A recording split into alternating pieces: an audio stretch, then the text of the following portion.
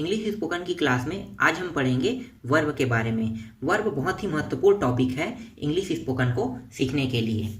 तो एक तो वर्ड होता है, वर्ड का मतलब होता है शब्द, जो हमने पिछले 2 लेक्चरों में सीखा, और दूसरा जो होता है वो वर्ब होता है। तो ये भी क्या है, एक महत्वपूर्ण टॉपिक है। जब भी हम इंग्लिश का उपयोग करते हैं इंग्लिश बोलने में, तो अक्सर हम वर्ब का उपयोग करते हैं, लेकिन हमें पता नहीं रहता है कि हम वर्ब का उपयोग कर रहे हैं। तो वर्ब का उपयोग हम अपने दैनिक जीवन में सामान्य तौर पे करते हैं, लेकिन किसी को पता नहीं होता है कि हम वर्ब का उपयोग अपने दैनिक जीवन में कर रहे हैं। कैसे होता है इसको मैं आपको लास्ट में बताऊंगा। तो पहले हम वर्ब के बारे में जान लेते हैं। वर्ब का मतलब होता है, हिंदी अर्थ होता है क्रिया। तो क्रिया के इन्हीं रूपों के बारे में हम जानेंगे। तो क्रिया के मुख्य रूप से 3 रूप होते हैं। इसे हम जानते हैं वर्ब का फर्स्ट फॉर्म, सेकंड फॉर्म और थर्ड फॉर्म।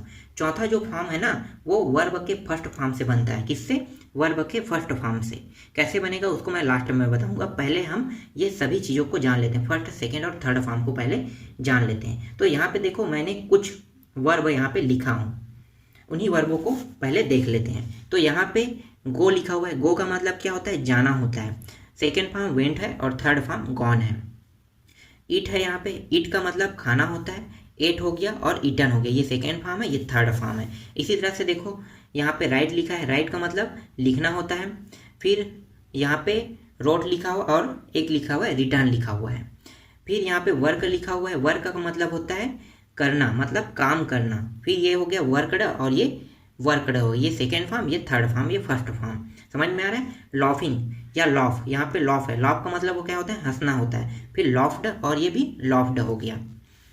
फिर यहाँ पे आस्क है। आस्क का मतलब पूछना, यहाँ भी आस्कड है, पूछ, ये भी आस्कड है और ये आस्कड है, ये भी।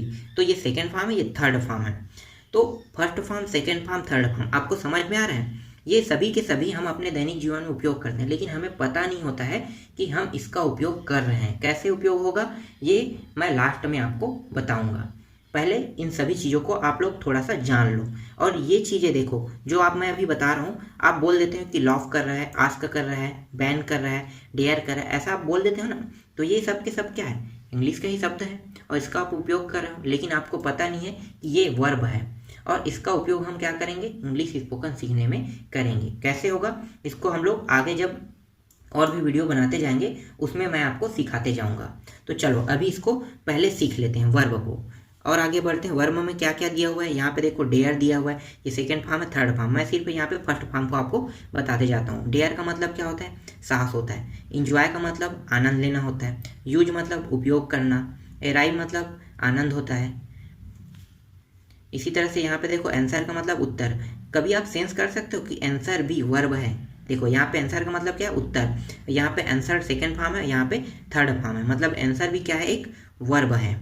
देखो आंसर हम बोलते रहते हैं, लेकिन हमें पता नहीं है कि हम वर्ब का उपयोग कर रहे हैं। फिर यहाँ पे देखो एडवाइस है। एडवाइस का मतलब सलाह होता है। अबाउस का मतलब गाली देना होता है। ट्राई का मतलब कोशिश करना होता है। डेनी का मतलब अस्वीकार। कैरी का मतलब साथ, और फ्राई का मतलब तलना, और मैरी का मतलब क्या होता है? शादी होता है। तो देखो ये सारी चीज़ें हम अपने दैनिक जीवन में उपयोग करते हैं, लेकिन किसी को पता नहीं है कि ये वर्ब है। क्या है? वर्ब है। और इसी वर्ब का चौथा फॉर्म होता है जो अक्सर हम उपयोग करते हैं बोलने में। वो कैसे होगा मैं इसके बाद जस्ट बताता हूँ। तो यहाँ पे देख सकते हो कि वर्ब का पहला फॉर्म, अगर मैं इसमें आईएनजी लगा देता हूँ ना, तो वर्ब का चौथा फॉर्म बन जाता है। तो ये क्या बन जाएगा? गोइंग बन जाएगा। ईट में भी मैं अगर आईएनजी लगाता हूँ तो ईटिंग, ईटिंग हो जाएगा। तो क्या बन जाएगा? वर्ब का चौथा फॉर्म हो जाएगा। यहाँ भी मैं आईएनजी लगा देता हूँ तो ये क्या होगा? राइटिंग हो जाएगा। क्या बन जाएगा? वर्ब का चौथा फॉर्म। इसी तरह से वर्किंग हो जाएगा, लॉफिंग हो जाएगा, आस्किंग हो जाएगा, फिर डेयरिंग हो जाएगा, इंजॉइंग हो जाएगा, यूजिंग हो जाएगा। इस तरह से शब्द बनते हैं। वर्ब के पहले फॉर्म से चौथे फॉर्म का निर्माण करता है। अब हम देख लेते हैं कि हम अपने दैनिक जीवन में इस वर्ब का उपयोग कैसे करते हैं। यही हमारे लिए मुख्य टॉपिक है कि हम वर्ब का उपयोग करते हैं और हमें पता ही नहीं रहता है। तो चलो उसको भी जान लेते हैं। तो यहाँ पे देखो, यहाँ पे आपको कुछ वाक्य दिखाई दे रहा है। तो यहाँ पे पहला जो वाक्य है वो क्या है? मैं ईटिंग कर रहा हूँ। तो देखो मैं यहाँ पे क्या लिखा हूँ? बाकी शब्द हिंदी में है और सिर्फ मैं इंग्लिश शब्द में ईटिंग बोल रहा हूँ। मतलब क्या है? हम इसी प्रकार से यूज करते हैं, लेकिन हमें पता नहीं रहता है कि ईटिंग जो शब्द है वो वर्ब है। तो वर्ब का उपयोग जब भी कोई व्यक्ति करता है तो आपको क्या करना है? उसे सेंस करना है।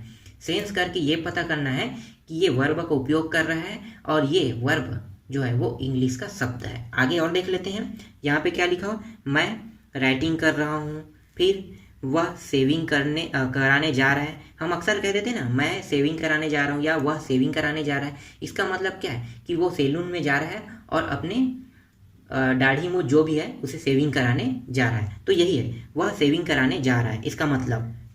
फिर आज मैंने बहुत वर्क किया। तो देखो यहाँ पे वर्क भी क्या है, वर्क जो है वो है वर्ब है। जैसे यहाँ पे आईएनजी लगा है, मतलब ये कौन सा फॉर्म है, ये चौथा फॉर्म है। और यहाँ पे वर्क बस लगा है, मतलब ये क्या है, पहला फॉर्म है। तो इसको भी आपको जानना है कि यहाँ पे पहला फॉर्म उपयोग है या चौथा। अक्सर हम वर्ग का जब भी उपयोग करते हैं ना, तो पहला फॉर्म या तो चौथा फॉर्म, पहला या चौथा ही अक्सर उपयोग होता है। ज़्यादातर बहुत कम चांस होता है कि सेकेंड फॉर्म थर्ड फॉर्म का उपयोग हो। किसका पहला सबसे ज़्यादा उपयोग होगा, पहला और चौथे का। ठीक, आपको समझ में आ रहा है। चलो आगे बढ़ते हैं। फिर यहाँ पे लिखा हुआ है आज तो इंजॉय करने का दिन है। तो इंजॉय भी क्या है, इंजॉय भी इंजॉय भी वर्ब है। इसी तरह से हम सारे दोस्त बहुत लॉफिंग कर रहे थे, ये भी क्या है, लॉफिंग भी वर्ब है। और यहाँ पे देखो लॉफिंग लिखा है, एनजी लगा है, मतलब क्या है, ये वर्ब का चौथा फॉर्म है। हम हमेशा इसी तरह से उपयोग करते हैं वर्ब को। हिंदी के शब्दों के साथ कुछ शब्दों का इंग्लिश के शब्दों का उपयोग कर देते हैं और हमें पता नहीं रहता है कि हम इंग्लिश के शब्दों को उपयोग कर रहे हैं।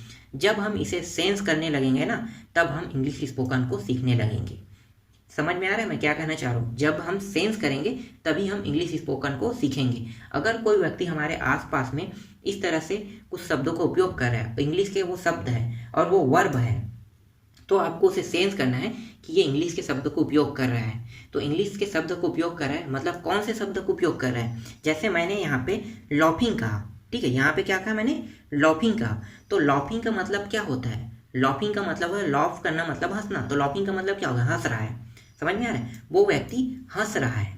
यहाँ पे लॉफिंग का जिक्र हुआ है, मतलब वो व्यक्ति हंस रहा है। तो इसे आपको जानना है कि यहाँ पे उसने लॉफिंग कहा, मतलब क्या है, वो व्यक्ति आपको खुश दिखाई दे रहा है, मतलब हंसते हुए दिखाई दे रहा है। तो आपको इसे सेंस करना है कि इसने लॉफिंग उपयोग किया, इसका मतलब है हंसना। लेकिन ये शब्द आपको इंग्लिश में जानना है। मैंने पहले ही कहा था कि जब भी आप इंग्लिश सीखना चाहते हो, बोलना या लिखना जो भी, अगर आप इंग्लिश सीखना चाहोगे तो आपको उसे इंग्लिश में सेंस करना है। तो उसके चेहरे को अगर मुस्कुराते हुए देख रहे हो तो आपको समझ में आ जाएगा कि ये लॉफिंग कर रहा है। क्या कर रहा है, लॉफिंग कर रहा है। समझ में आ गया। इसी तरह से और कुछ शब्द है, देखो वह वस्तु तो बैन है। इसका मतलब क्या है, यहाँ पे उसने बैन शब्द का उपयोग किया। बैन क्या है, वर्ब है। और बैन का मतलब क्या होता है, प्रतिबंध। बैन का अर्थ क्या होता है, प्रतिबंध होता है। तो यहाँ पे अगर कहीं पे बैन शब्द का जिक्र कर रहा है, कोई व्यक्ति आपके सामने बोल रहा है कि वह वस्तु तो बैन है, तो आपका मतलब क्या हो गया कि वो वस्तु, बैन का मतलब हो गया कि वो प्रतिबंध लगा हुआ है उस वस्तु में।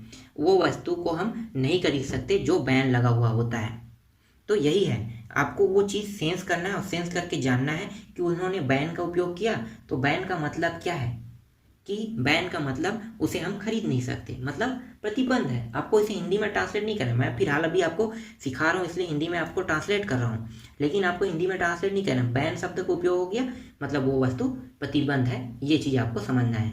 ठीक, आगे बढ़ते हैं। कुछ और शब्द दिए हुए हैं, जैसे कि यहाँ पे देखो एक सिंपल शब्द है, जैसे हम एकदम अपने दैनिक जीवन में बोल देते हैं, यार उस व्यक्ति के पास तो बहुत डेयरिंग है।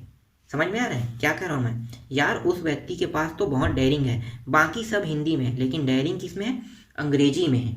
और डेयरिंग क्या है, डेयरिंग जो है वो वर्ब है। वर्ब का कौन सा फॉर्म है, वर्ब का चौथा फॉर्म है, क्योंकि यहाँ पे आईएनजी लगा हुआ है। तो इसका मतलब ये है कि डेयरिंग जो है वर्ब का चौथा फॉर्म है और इसे भी हम अपने दैनिक जीवन में उपयोग करते हैं। समझ में आ रहा है किस तरह से उपयोग करते हैं। इसी तरह से हिंदी के शब्दों के साथ हम उसे इंग्लिश के शब्दों को अटैच कर देते हैं। और इसी तरह से अगर आप उपयोग करते हो ना, तो बहुत अच्छी बात है कि आप कुछ चीज़ तो सीख रहे हो, तो आपको इसी तरह से उपयोग करना है जब तक कि आप इंग्लिश में एक सेंटेंस बनाना नहीं सीख जाते। जब आप इंग्लिश में सेंटेंस बनाना सीख जाओगे ना, तो आपको इन चीज़ों की आवश्यकता ही नहीं पड़ेगी। आपको हिंदी के साथ इंग्लिश मिक्स करने की ज़रूरत ही नहीं पड़ेगा। आप डायरेक्ट इंग्लिश के शब्दों का उपयोग करने लगोगे। इसी तरह से और देख लो, और कुछ शब्द हैं, वह बहुत दिनों से ट्राई कर रहा था, आज उसे सफलता मिला। यहाँ पे ट्राई शब्द उपयोग है, बाकी सब हिंदी में है। ट्राई किस में है? इंग्लिश में है। और ये क्या है? ये एक वर्ब है। और वर्ब कौन सा रूप है? पहला रूप है।